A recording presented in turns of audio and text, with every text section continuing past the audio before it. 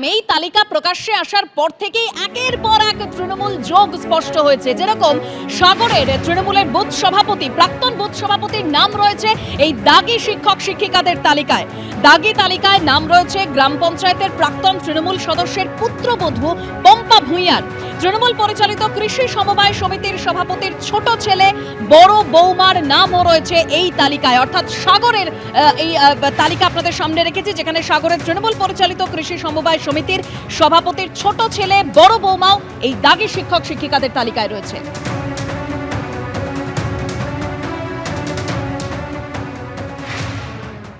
আমি আছি সাগরের রুদ্রনগর গ্রাম পঞ্চায়েতের মনসা দ্বীপে। এই যে দেখতে পাচ্ছেন এই বাড়িটা, এই বিলাসবহুল বাড়িটা সত্যেন জানার বাড়ি, প্রভাবশালী তৃণমূল নেতা এবং কমলপুর সমবায় সমিতির সভাপতিও তিনি। যেটা অভিযোগ, এইবারে যে এসএসসির যে দাগী তালিকা বেরিয়েছে সেখানে বিশ্বনাথ জানা এবং পুত্রবধূ সুষমা জানার নাম আছে দাগী তালিকায়। এর পাশাপাশি গ্রুপ সি পদেও নাম ছিল মিঠু জানা, সত্যেন জানার মেয়ের।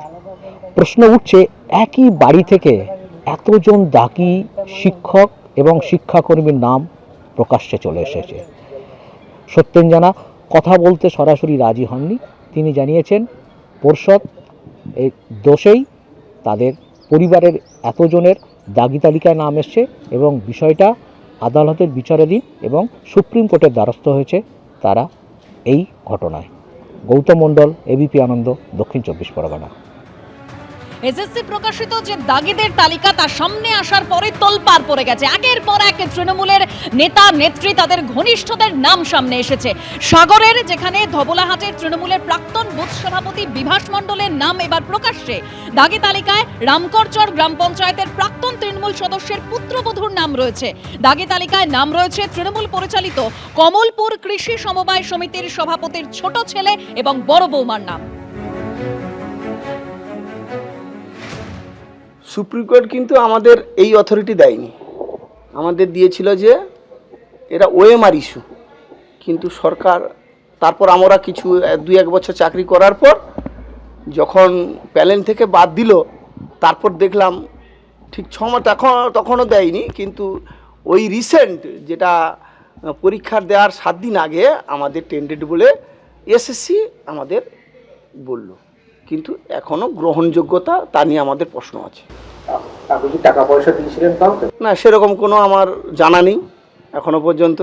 আমি 10 বছর আগে টিএমসি করতাম, মানে এমনি এই পাড়াতে একটা সভাপতি পদ ছিল, সহসভাপতি পদ ছিল, এইটুকু। তারপর আমি 10 বছর, আজকে 10-12 বছর আমি টিএমসি করি, মানে কোনো পার্টি করিনি। সিবিআই তাদের দ্বারাই তো প্রভাবিত হবে বা তারাই ঠিক করে বের করবে যে টাকা পয়সা খেলা হয়েছে কি না হয়েছে। সোমনাথ জানা, বিশ্বনাথ জানা আপনার ছেলে তো? হ্যাঁ, আমার ছেলে। আচ্ছা, ও সোমনাথের স্ত্রী?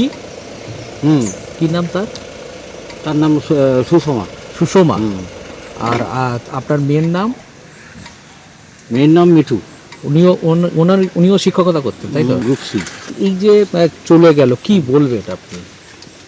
কি বলবো, এটা পর্ষদই দায়ী, পর্ষদই দায়ী, আর কি বলবো।